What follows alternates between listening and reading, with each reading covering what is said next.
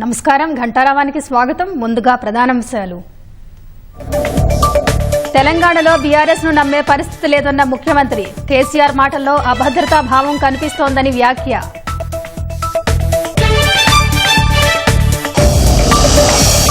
రజతోత్సవ సభలో కేసీఆర్ ప్రసంగంపై కాంగ్రెస్ ఎదురుదాడి. 10 ఏళ్లలో చేసింది చెప్పలేక ప్రభుత్వంపై బురద జల్లారని విమర్శ. మళ్లీ వచ్చేది బీఆర్ఎస్సేనని తేలిపోయిందన్న గులాబీ నేతలు. ప్రభుత్వం కుట్రలు పన్నినా ప్రజలు సభను విజయవంతం చేశారని వెల్లడి. సభలో కేసీఆర్ పచ్చి అబద్దాలు మాట్లాడారని బీజేపీ విమర్శ. అవినీతి, కుటుంబ పాలనను ప్రజలు మళ్లీ కోరుకోవట్లేదని ఉద్ఘాటన. పద్మ విభూషణ్ అందుకున్న డాక్టర్ దువ్వూరి నాగేశ్వర్ రెడ్డి. బాలకృష్ణ, అజిత్ కు పద్మభూషణ్ పురస్కారం అందజేసిన రాష్ట్రపతి. కర్రెగుట్టలను జల్లెడపడుతున్న భద్రతా బలగాలు. అరణ్యంలో కూంబింగ్, మావోయిస్టుల కదలికలపై నిఘా.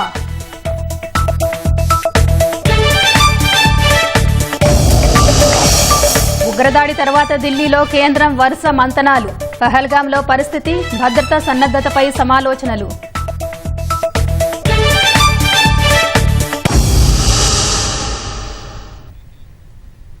తెలంగాణకు మొదటి విలన్ కాంగ్రెస్ అంటూ వరంగల్ జిల్లా ఎలకతుర్తి వేదికగా బీఆర్ఎస్ అధినేత కేసీఆర్ చేసిన వ్యాఖ్యలని ముఖ్యమంత్రి రేవంత్ రెడ్డి కొట్టిపారేశారు. ప్రస్తుతం తెలంగాణలో బీఆర్ఎస్ ను ప్రజలు నమ్మే పరిస్థితి లేదని, కేసీఆర్ అభద్రతా భావంలో మాట్లాడారని విమర్శించారు.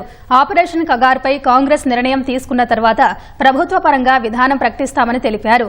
కొందరు ఎమ్మెల్యేలు ఎంత చెప్పినా హైదరాబాద్లోనే కాలక్షేపం చేస్తున్నారని, ప్రజల్లోకి వెళ్లి ప్రభుత్వ పథకాల గురించి వివరించాలని సీఎం పేర్కొన్నారు. వరంగల్ జిల్లా ఎల్కతుర్తి సభలో అధికారం కోల్పోయామన్న అక్కసు మొత్తాన్ని బీఆర్ఎస్ అధ్యక్షుడు కేసీఆర్ కక్కేశారని ముఖ్యమంత్రి రేవంత్ రెడ్డి విమర్శించారు. ఏ అంశంపైనా స్పష్టత ఇవ్వలేదన్నారు. రాహుల్ గాంధీకి తనకు గ్యాప్ ఉందన్న మాటల్లో ఎలాంటి వాస్తవం లేదని మీడియాతో నిర్వహించిన ఇష్టాగోష్ఠిలో రేవంత్ స్పష్టం చేశారు. తమ మధ్య ఉన్న సంబంధాన్ని బయటి ప్రపంచానికి చెప్పాల్సిన అవసరం లేదని పునరుద్ఘాటించారు. కేసీఆర్, ప్రధాని నరేంద్ర మోదీ వారి అవసరాలకు అనుగుణంగా మాటలు మారుస్తున్నారన్న సీఎం ప్రస్తుతం దేశానికి ఇందిరాగాంధీ లాంటి ప్రధాని కావాలని చెప్పారు. ఆపరేషన్ కగార్పై ప్రభుత్వం ఎలా వ్యవహరించాలనే అంశంపై పార్టీ సీనియర్ నేత జానారెడ్డి ప్రభుత్వ సలహాదారుడు కేశవరావుతో సుదీర్ఘంగా చర్చించారు. మావోయిస్టులతో చర్చలు జరపాలని ప్రజా సంఘాల ప్రతినిధులు సీఎంను కోరిన నేపథ్యంలో జానారెడ్డి కేకేతో మాట్లాడారు. ఆపరేషన్ కగార్పై కాంగ్రెస్ నిర్ణయం తీసుకున్నాకే రాష్ట్ర ప్రభుత్వ విధానం ప్రకటిస్తామని తెలిపారు. మావోయిస్టుల అంశంపై జాతీయ స్థాయిలో చర్చ జరగాలని రేవంత్ రెడ్డి వ్యాఖ్యానించారు. కొందరు ఎమ్మెల్యేలు ఎంత చెప్పినా హైదరాబాద్లోనే కాలక్షేపం చేస్తున్నారని, ప్రజల్లోకి వెళ్లి ప్రభుత్వ పథకాలను వివరించాలని ముఖ్యమంత్రి రేవంత్ రెడ్డి స్పష్టం చేశారు. పార్టీలో ఓపికగా ఉంటేనే పదవులు వస్తాయని, ఇష్టం వచ్చినట్లు మాట్లాడితే నష్టపోతారని వ్యాఖ్యానించారు. తాను మాటిస్తే చేసి తీరతానని, ఇచ్చిన హామీ మేరకు అద్దంకి దయాకర్కు ఎమ్మెల్సీ పదవి ఇప్పించినట్లు చెప్పారు. ప్రభుత్వ అధికారుల విషయంలో ఆచితూచి వ్యవహరించాల్సిన అవసరం ఉంటుందని వివరించారు. భూభారతి, ధరణిపై నవీన్ మిట్టల్ కు పూర్తి అవగాహన ఉండటం వల్లే బదిలీ చేయలేదన్నారు. అధికారుల్లో తమవారు వేరేవారంటూ ఉండరని వ్యాఖ్యానించారు. సమర్థత ఉన్న అధికారులను గత ప్రభుత్వంలో కీలకంగా ఉన్నా కొనసాగించక తప్పదన్నారు. కొందరు అధికారులు సంపాదనే లక్ష్యంగా పెట్టుకున్నట్లు ఆరోపణలొస్తున్నాయని సీఎం వ్యాఖ్యానించారు. ఎన్నికలకు చివరి 6 నెలలు తన పాలనపై చర్చ జరుగుతుందని రేవంత్ రెడ్డి తెలిపారు. మరో 20 ఏళ్లు రాజకీయాల్లో ఉంటారన్న సీఎం అరెస్టుల విషయంలో తొందరపడమని, చట్ట ప్రకారమే నడుచుకుంటామని సీఎం స్పష్టం చేశారు. ఎల్కతుర్తి సభలో కేసీఆర్ చేసిన వ్యాఖ్యలపై మంత్రులు ఎదురుదాడికి దిగారు. 10 ఏళ్లలో ప్రజా సంక్షేమాన్ని గాలికొదిలేసి 16 నెలల ప్రజా ప్రభుత్వాన్ని విమర్శించడమేంటని నిలదీశారు. కాంగ్రెస్ సర్కారుపై కేవలం బురద జల్లేందుకే రజతోత్సవ సభను వేదిక చేసుకున్నారని ధ్వజమెత్తారు. జనం కేసీఆర్ మాటలను నమ్మే పరిస్థితి లేదని తేల్చి చెప్పారు. ఎల్కతుర్తి బీఆర్ఎస్ సభలో కాంగ్రెస్ సర్కారు లక్ష్యంగా కేసీఆర్ విమర్శలు గుప్పించడాన్ని మంత్రులు తప్పుపట్టారు. 10 ఏళ్లలో అన్ని వర్గాలను మోసం చేసిన కేసీఆర్ కు ప్రజా ప్రభుత్వాన్ని ప్రశ్నించే నైతిక హక్కు లేదని ఆక్షేపించారు. కాంగ్రెస్ చేస్తున్న మంచి పనులు కనబడడం లేదా అని రవాణా శాఖ మంత్రి పొన్నం ప్రభాకర్ నిలదీశారు. 10 ఏళ్లు కేసీఆర్తో అంటగాగిన ఐఏఎస్, ఐపీఎస్ అధికారులు జైళ్లలో మగ్గిపోతున్నారని మంత్రి కోమటిరెడ్డి వెంకటరెడ్డి ఎద్దేవా చేయగా, జేబులు నింపుకుని నీటిపారుదల శాఖను సర్వనాశనం చేశారని మంత్రి ఉత్తమ్ కుమార్ రెడ్డి విమర్శించారు. వరి పండడమే కాదు, ప్రతి గింజ సన్న రకాలకి 500 రూపాయలు బోనస్ ఇచ్చి కొన్న ఘనత కాంగ్రెస్ ప్రభుత్వానికి. కాళేశ్వరం ప్రాజెక్టు మీద 1,00,000 కోట్లు ఖర్చు పెట్టిండ్రు, 1,00,000 ఎకరాలు కూడా కొత్త ఆయకట్టు ఇవ్వలే. సీతారాం సాగర్ ప్రాజెక్టు మీద 8,000 కోట్లు ఖర్చు పెట్టిండ్రు, ఎకరం ఆయకట్టు ఇవ్వలే. SLBC పూర్తి చేయలే, పాలమూరు రంగారెడ్డి పూర్తి చేయలే. అన్ని విధాలుగా ఇరిగేషన్ శాఖని సర్వనాశనం చేసి ఈ రోజు వాళ్ళు పెద్ద పెద్ద మాట్లాడడం ఇది చాలా విడ్డూరంగా ఉంది. ఉచితంగా ప్రతి మనిషికి 6 కిలోలు సన్న బియ్యం వచ్చిన ఘనత కాంగ్రెస్ ప్రభుత్వం చెప్పి నేను మనం చేస్తున్నాను. ఆన్ గోయింగ్ ఇరిగేషన్ వర్క్స్ అన్ని పూర్తి చేస్తాము, ఉమ్మడి నల్గొండ జిల్లా సస్యశ్యామలం చేస్తామని చెప్పి సభాముఖంగా మేము అందరం కలిసి మాటిస్తున్నాము. కాంగ్రెస్ విలన్ అంటావా? తెలంగాణ ఇచ్చిన కాంగ్రెస్ పార్టీని తిడతావా నువ్వు? 10 ఏళ్లలో 10 లక్షల కోట్లు సంపాదించుకున్నావు. సగం మంది జైళ్లలో ఉన్నారు, సగం మంది అమెరికాలో ఉన్నారు. ఎవరెక్కడ దాచుకున్నాడో తెలియడు. పైసా జమ చేసి ఫస్ట్ కి శాలరీస్ ఇస్తున్నాం, కానీ మేము అబద్ధాలు చెప్పాం. 5 లక్షలతోని ఇందిరమ్మ ఇల్లు మోడల్ ఇక్కడ కట్టుకున్నాం. పేదవాడు కోటీశ్వరులు తినే సన్న బియ్యం ఇచ్చే కార్యక్రమం 10 ఏళ్ళు ఏం చేసినావు? టిక్కర్ దందా చేసినవా? ఫోన్ ట్యాపింగ్ చేసినవా? లేకపోతే దళితులకు 3 ఎకరాల భూమి ఇచ్చినవా? ఎన్ని మోసాలు చేసినవా? ఇవన్నీ ధరణి ద్వారా బయటపడుతున్నాయి. మేము తినే బియ్యం పేద ప్రజలు తింటారా అనేటువంటి ఆలోచనతో ఉన్న వ్యక్తులు ఎవరో చెప్తారు ధాన్యం కొనుగోళ్ళట ఇబ్బంది కలుగుతుందట. సన్నవటకు 500 ఇస్తూ రైతాంగానికి అండగా ఉంటుంటే ఆయనకు సరిపోతలేదు. 2 లక్షల లోన్ మాఫీ చేసినాం, ఆయన 1,00,000కి 5 ఏళ్లు పట్టింది. ఓ లిస్టు పట్టుకుని ఇది ఫెయిల్, అది ఫెయిల్, ఇది ఫెయిల్. ఎక్కడైనా కరెంటు రాక ఎవరికైనా ఇబ్బంది కలిగిందా? వేదిక మీద అబద్దాలు మాట్లాడుతూ అధికారం దిగిపోయిందని ఏది మాట్లాడుతా ఉన్నాడు. ఎస్సీ కేటగిరేషన్ చేసినాం, బీసీకి సంబంధించిన కుల సర్వే జరిగింది, రైతాంగానికి సంబంధించిన అనేక కార్యక్రమాలు జరుగుతూ ఉంటుంటే వాళ్ళు చూసి ఓరలేక ఇంతసేపు నీ సోదంతా కాంగ్రెస్ విమర్శకే పరిమితమైందనే మాట మనం చేస్తూ జాగ్రత్త. బీఆర్ఎస్ 10 ఏళ్ల హయాంలో ఏం చేశారో చెప్పలేకపోయారని వరంగల్ కాంగ్రెస్ ఎమ్మెల్యేలు నాయిని రాజేందర్ రెడ్డి, రేవూరి ప్రకాష్ రెడ్డి, కడియం శ్రీహరి విమర్శించారు. పూర్తిగా అబద్దాలు చెప్పి ప్రజలను తప్పుదోవ పట్టించే ప్రయత్నం చేశారని మండిపడ్డారు. మళ్ళా మాయ మాటలు చెప్పి ఇది చేయలేదు అది చేయలేదని మాట్లాడుతాను. 15 నెలలు 16 నెలలు అయింది మేము వచ్చి. వీలైన కాడికి చేస్తే ఆయనకు ఒకటే అవుపడ్డదట బస్సు, అది కూడా చిక్కలు పట్టుకుని కొట్టుకుంటానట. ఆయనకు 200 రూపాయల కరెంటుగా అవుపడతలేదు, 500 రూపాయల గ్యాస్ సిలిండర్ అవుపడతలేదు, 500 ఇచ్చిన బోనస్ అవుపడతలేదు, 2 లక్షల రూపాయలు రుణమాఫీ అవుపడతలేదు. ఇచ్చిన వీడిగా అబద్దాలు మాట్లాడుకుంటా నీకు 10 ఏళ్ళు సమయం ఇచ్చినా నీకు సరిపోలే. 3 ఎకరాలు ఎక్కడ పోయినాయి? కేజీ టు పీజీ ఏడపోయింది. పోలీసులను బెదిరిస్తాను, పింక్ బుక్ అంటాను. మిమ్మల్ని పట్టించుకునే నాదులు లేడు. ప్రజాస్వామ్య వ్యవస్థలన్నింటినీ భ్రష్టు పట్టించి ధర్నా చౌక్ని ఎత్తివేసిన విషయాన్ని మర్చిపోయారు. ప్రభుత్వానికి వ్యతిరేకంగా మాట్లాడిన వాళ్ళందరిపైన తప్పుడు కేసులు పెట్టి జైళ్లకు పంపించిన విషయాన్ని మర్చిపోయారు. రాజకీయ పబ్బం గడుపుకోవడానికి మాత్రమే ఆపరేషన్ కగారు నిలిపివేయాలని మాట్లాడుతున్నారు. ప్రజలే ఈ కాంగ్రెస్ ప్రభుత్వానికి గుణపాఠం చెప్తారు అనే విధంగా మాట్లాడుతున్నారు. మీ 10 సంవత్సరాల కాలంలో మీకు లబ్ధి చేకూర్చడానికి మీ అవినీతి అక్రమాలకు వంతపాడిన అనేక మంది IPS, IAS అధికారులు ఈ రోజు ఎక్కడున్నారు? కొందరేమో దేశం విడిచి పారిపోయారు, కొందరేమో జైళ్లలో మగ్గుతున్నారు, కొందరేమో కోర్టుల చుట్టూ తిరుగుతున్నారు. 100 ఎకరాల భూములను కబ్జా చేసి 1,000 కోట్ల రూపాయలు మీరు సంపాదిస్తే, మీ కుటుంబం సంపాదిస్తే పాపం ఇవాళ జైళ్ల పాలవుతున్నది IAS, IPS. అది మీ పరిపాలన. కానీ మీరు 10 సంవత్సరాలలో చేయలేని అనేక అద్భుతమైన పనులు కాంగ్రెస్ ప్రభుత్వం, ముఖ్యమంత్రి రేవంత్ రెడ్డి గారు చేసి చూపించారు. పాలమూరు ప్రాజెక్టు పనులను కేసీఆర్ హయాంలోనే 80% పూర్తి చేశారని నిరూపిస్తే ఎంపీ పదవికి రాజీనామా చేసి ముక్కు నేలకు రాస్తానని ఎంపీ మల్లు రవి సవాల్ విసిరారు. బీఆర్ఎస్ రజతోత్సవ సభను అడ్డుకునేందుకు అధికార కాంగ్రెస్ పార్టీ అడుగడుగునా అడ్డుపడిందని గులాబీ నేతలు ఆరోపించారు. ప్రభుత్వం ఎన్ని కుట్రలు పన్నినా లక్షలాదిగా ప్రజలు తరలివచ్చి కనీవిని ఎరుగని రీతిలో విజయవంతం చేశారని వెల్లడించారు. పార్టీ నేతలతో టెలికాన్ఫరెన్స్ నిర్వహించిన కేటీఆర్ రాష్ట్రంలో రాబోయేది బీఆర్ఎస్ ఏనని నిన్న సభ స్పష్టమైన సంకేతమిచ్చిందన్నారు. రాష్ట్రంలో అధికారంలోకి రాబోయేది బీఆర్ఎస్ పార్టీయేనని వరంగల్ సభకు తరలివచ్చిన లక్షలాది మంది సందేశమిచ్చారని ఆ పార్టీ కార్యనిర్వాహక అధ్యక్షుడు కేటీఆర్ వెల్లడించారు. పార్టీ నాయకులు, శ్రేణులతో టెలికాన్ఫరెన్స్ నిర్వహించిన ఆయన అశేషంగా వచ్చి సభను విజయవంతం చేసిన కార్యకర్తలు, ప్రజలకు ధన్యవాదాలు తెలిపారు. దేశ రాజకీయ చరిత్రలో అతిపెద్ద బహిరంగ సభల్లో ఒకటిగా రజతోత్సవ సభ నిలిచిపోతుందని వెల్లడించారు. ట్రాఫిక్ నిర్వహణలో పోలీస్ యంత్రాంగం విఫలమైనప్పటికీ లక్షలాది మంది ప్రజలు ముందే సభా ప్రాంగణానికి చేరుకోవడం నిబద్ధతకు నిదర్శనమని కొనియాడారు. ఇక నుంచి తానే ముందుండి పోరాడతానని కేసీఆర్ ప్రకటించడంతో భవిష్యత్తులో మరిన్ని పోరాటాలకు సిద్ధం కావాలని పిలుపునిచ్చారు. రాష్ట్ర ప్రభుత్వానికి ఇప్పటికే తగిన సమయం ఇచ్చామని, ఇక ప్రతి అంశంపై ప్రభుత్వాన్ని వెంటాడుతామని తెలిపారు. రజతోత్సవ సభ విజయవంతం కాకుండా ప్రభుత్వం పోలీసులు పన్నిన కుట్రలు ఫలించలేదని వరంగల్కు చెందిన గులాబీ నేతలు వెల్లడించారు. సభ కనీవిని ఎరగని రీతిలో విజయవంతమైందని ఎమ్మెల్సీ పోచంపల్లి శ్రీనివాసరెడ్డి, విఎన్ భాస్కర్, పెద్ది సుదర్శన్ రెడ్డి హర్షం వ్యక్తం చేశారు.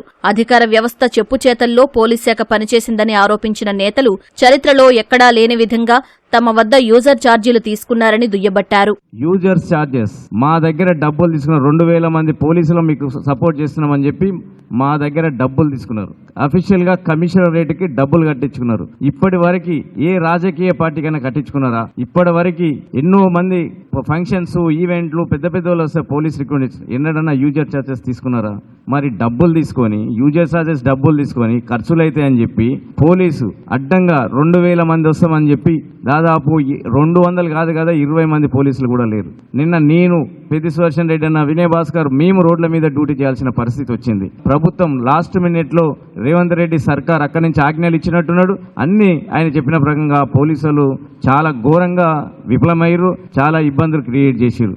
కేసీఆర్ గారిని చూడాలని లక్షలాదిగా ప్రతి గ్రామం నుండి సబండ వర్గాలు వచ్చి ఆ సభను దేశంలో ఎక్కడ లేని విధంగా ఏ పార్టీ కూడా నిర్వహించలేని సభను బీఆర్ఎస్ పార్టీ నిర్వహించి ఆ సభను సక్సెస్ చేసినటువంటి సబండ వర్గాల ప్రజలకు బీఆర్ఎస్ పార్టీ తరఫున పేరున కృతజ్ఞత ధన్యవాదాలు. ఆదిలాబాద్ నుంచి అలంపూర్ వరకు మొత్తం ఆర్టీఓలు నిన్న రోడ్ల మీద చెక్ పోస్టులు పెట్టి ప్రతి వెహికల్ ను కూడా చెక్ చేసి సభను ఆటంకపరిచారు. స్కూలు కాలేజీల యొక్క ప్రైవేట్ స్కూలు, ప్రైవేట్ కాలేజీల యొక్క బస్సులు ఇవ్వకుండా అధికార కాంగ్రెస్ పార్టీ ఎమ్మెల్యేలు చిల్లర రాజకీయాలకు కూడిగట్టారు. వారు యూనియన్లను బెదిరించుడు, వారికి సంబంధించిన బస్సులను చెక్ చేపిస్తాం, ఆర్టీఓలు బండ్లు సీజ్ చేస్తారు, ₹1,00,000 జరిమానా ఇస్తారు, జాగ్రత్త అని చెప్పి హెచ్చరికలు చేశారు. దాని ఎవిడెన్స్ ఇవాళ మా దగ్గర ఉన్నది. ప్రకటన ఎవరైనా ముందుకొచ్చి గనక బస్సులు సహకరిస్తే ఆ బండ్లను సీజ్ చేసే ప్రయత్నం చేస్తారు. ప్రజలను నడెండలో నడి రోడ్డు మీద నిలబెట్టి లక్షలాది మంది ప్రజలు వచ్చేటువంటి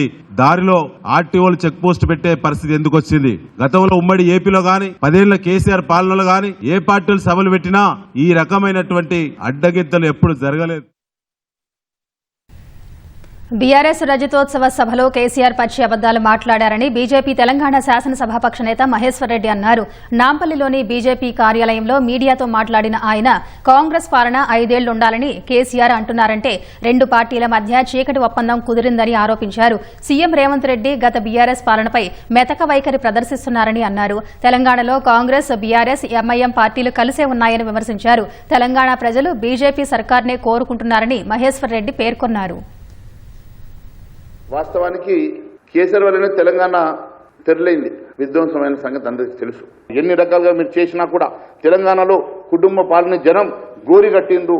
ఇంకొకసారి కుటుంబ పాలనకు కాలం చెల్లినట్లే ఇంకొకసారి కుటుంబ పాలన ప్రజలు కోరుకోరన్న సంగతి చాలా స్పష్టంగా మీకు తెలియజేస్తా ఉన్నాం.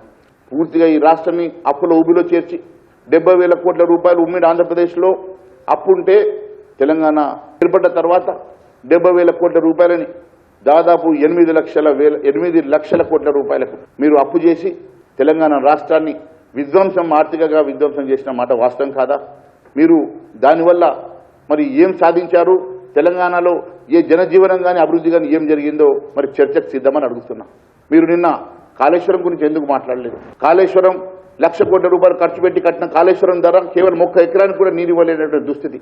అది ఎత్తిపోతల పథకం కాదు, తిప్పిపోతల పథకం అని చెప్పేసి ఎంతోమంది మేధావులు చెప్పినా దాని మీద మీరు ఇప్పటి వరకు నోరిప్పరు. బీఆర్ఎస్ క్రమేణా కాలగర్భంలో కలిసే పార్టీ. బీఆర్ఎస్ ఖచ్చితంగా మళ్ళీ ప్రజలు ఎట్టి పరిస్థితుల్లో మిమ్మల్ని దీవించరు, ఎట్టి పరిస్థితుల్లో ప్రజలు అసహించుకుంటున్న సంగతి మరొక్కసారి తెలియజేస్తా ఉన్నాను.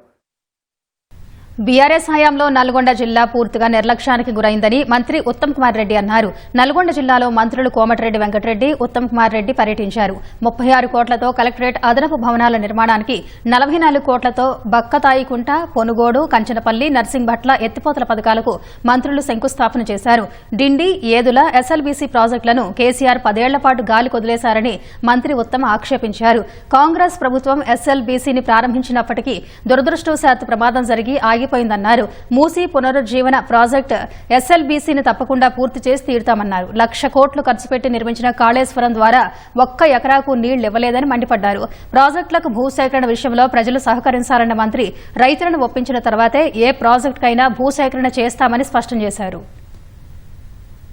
కాళేశ్వరం ప్రాజెక్టు మీద 1,00,000 కోట్లు ఖర్చు పెట్టినరు, 1,00,000 ఎకరాలు కూడా కొత్త ఆయకట్టు ఇవ్వలే. పాలమూరు రంగారెడ్డి మీద 27,500 కోట్లు ఖర్చు పెట్టినరు, 1 ఎకరం ఆయకట్టు కూడా ఇవ్వలే. సీతారాం సాగర్ ప్రాజెక్టు మీద 8,000 కోట్లు ఖర్చు పెట్టినరు, ఎకరం ఆయకట్టు ఇవ్వలే. SLBC పూర్తి చేయలే, డిండి ప్రాజెక్ట్ చేపట్టలే, పాలమూరు రంగారెడ్డి పూర్తి చేయలే. గతం నుంచి పెండింగ్ లో ఉన్న కల్వకుర్తి, నెట్టంపాడు, కోయిల్ సాగర్, భీమా ప్రాజెక్టులు పూర్తి చేయని అసమర్థులు గతంలో ఉన్న బీఆర్ఎస్ పరిపాలకులు. ఈ మా హయాంలో SLBC టనల్ పనులు పూర్తి చేయడానికి మేము కట్టుబడి ఉన్నామని చెప్పి నేను మనం చేస్తున్నాం. ఈ టెన్యూర్ లో, ఈ సమయంలో, ఈ కాంగ్రెస్ ప్రభుత్వంలో SLBC టనల్ పనులు కూడా పూర్తి చేస్తామని చెప్పి సభాముఖంగా హామీ ఇస్తున్నాం. డిండి లిఫ్ట్ ద్వారా నారాయణపూర్, చౌటుప్పల్ మండలానికి కూడా మరి పూర్తిగా నీళ్లు అందిస్తామని సభాముఖంగా మనం చేస్తున్నాం. SRSP ప్రాజెక్ట్ ని మరి పునరుద్ధరించే పనిలో ఉన్నాం. ఇది పూర్తయిన తర్వాత స్టేజ్ 2 కూడా నీళ్లు వస్తాయని చెప్పి నా నమ్మకం, విశ్వాసం. గోదావరి జలాల నుంచి 67 TMCల నీళ్లు సీతారాం సాగర్ ప్రాజెక్టు కింద కేంద్ర ప్రభుత్వం నుంచి ఇట్లాడి కేటాయింపజేసినాము. కాళేశ్వరం ప్రాజెక్ట్ కి మనందరినీ తాకట్టు పెట్టింది. మన పిల్లల్ని, వాళ్ళ పిల్లల్ని, ఈ రాష్ట్రాన్ని తాకట్టు పెట్టి 1,00,000 కోట్లు అప్పు తీసుకొచ్చి ప్రాజెక్టు కట్టి వాళ్ళే కట్టిండ్రు. వాళ్ళ హయాంలోనే కూలిపోయింది. వాళ్ళు జేబులు నింపుకొని ఆ మేడిగడ్డ అన్నారు సుందిల్ల బ్యారేజ్ ఈ రోజు నిరుపయోగంగా ఉంటే, ఏ ఎంక్వైరీ అయినా సరే, ఏ రిపోర్ట్ అయినా సరే, వాళ్ళ దోపిడీ విధానం, వాళ్ళ కమిషన్ల కక్కుర్తి వల్లనే కాళేశ్వరం కూలిపోయిందని స్పష్టంగా వస్తుంది. 4 గోడల మధ్య కూర్చొని ధరణిని నాటి దొరలు తయారు చేస్తే ప్రజాభిప్రాయ సేకరణ మేరకు భూభారతి చట్టం రూపొందించినట్లు రెవెన్యూ శాఖ మంత్రి పొంగులేటి శ్రీనివాసరెడ్డి స్పష్టం చేశారు. ధరణి పేదలకు శాపంగా మారగా భూభారతితో భూ సమస్యలను గ్రామీణ ప్రాంతాల్లోనే పరిష్కారం దొరుకుతుందని ధీమా వ్యక్తం చేశారు. భూభారతి దేశంలోనే ఒక మోడల్గా నిలుస్తుందని విశ్వాసం వ్యక్తం చేశారు. అధికారులు ఎవరైనా ప్రజలను ఇబ్బందులకు గురిచేస్తే కఠిన చర్యలు తప్పవని మంత్రి పొంగులేటి హెచ్చరించారు. పేదల పక్షాన తెచ్చిన భూభారతి చట్టాన్ని చూసి మాజీ ముఖ్యమంత్రికి దుఃఖం వస్తుందా అని చురకలంటించారు. హనుమకొండ జిల్లా ఎలకతుర్తిలో ఏర్పాటు చేసిన భూభారతి రైతు అవగాహన సదస్సులో మంత్రి పొన్నం ప్రభాకర్ తో పాటు ఎమ్మెల్యేలు నాగరాజు, నాయని రాజేందర్ రెడ్డి హాజరయ్యారు. ఒక చట్టం చేస్తే ప్రతి వాడికి అర్థమయ్యే విధంగా, ప్రతి సమస్యకి పరిష్కారం ఉండే విధంగా దేశవ్యాప్తంగా 18 రాష్ట్రాల్లో మన అధికారులను పంపించి అందులో ప్రతి మంచి అంశాన్ని తీసుకొచ్చి 4 వ్యక్తులు 4 గోడల మధ్య కాకుండా అద్భుతమైన చట్టాన్ని మీ ముందుకు తెచ్చాం. మాజీ ముఖ్యమంత్రి గారు ఎందుకో దుఃఖం వస్తుందని చెప్తున్నారు. ఎందుకు? మంచి చట్టము చేశామని దుఃఖం వస్తుందా? ఎందుకు మాట్లాడలేకపోయావు భూభారతిని గురించి? పేదవాడికి అండగా ఉండే ఈ ప్రభుత్వం ఒక అద్భుతమైన చట్టాన్ని ఈనాడు చేసింది. అదే భూభారతి చట్టం.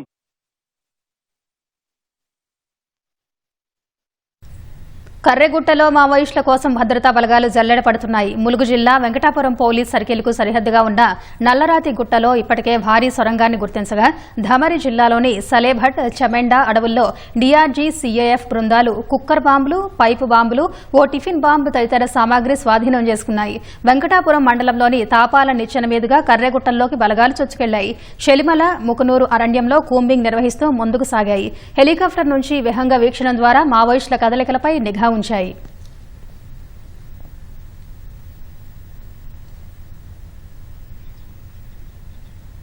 పహల్గాం ఉగ్రదాడి తర్వాత ఢిల్లీలో జరుగుతున్న వరుస భేటీలు ఉత్కంఠ రేపుతున్నాయి. ఇవాళ ప్రధాని నరేంద్ర మోదీతో రక్షణ మంత్రి రాజ్నాథ్ సింగ్ సమావేశమైన గంటల వ్యవధిలోనే పార్లమెంటు స్టాండింగ్ కమిటీ భేటీ అయింది. ఈ సమావేశాల్లో పహల్గాంలో పరిస్థితులతో పాటు భద్రతా సన్నద్దతపై చర్చించినట్టు తెలుస్తోంది. పహల్గాం ఉగ్రదాడి తర్వాత దాయాది దేశం పాకిస్తాన్ కు తగిన రీతిలో గుణపాఠం చెప్పేందుకు భారత్ సిద్దమవుతున్నట్లు తెలుస్తోంది.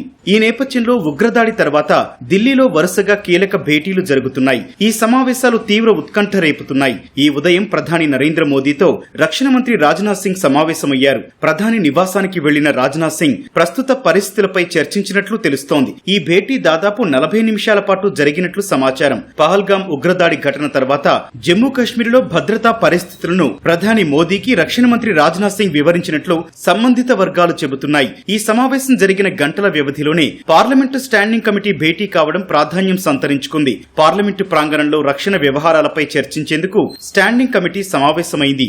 ఈ భేటీకి ఎంపీలు రాధామోహన్ సింగ్, రాహుల్ గాంధీ, విష్ణుపాల్ రే, జగన్నాథ్ సర్కార్, శక్తి సింగ్ గోహిల్, సంజయ్ సింగ్ తదితరులు హాజరయ్యారు.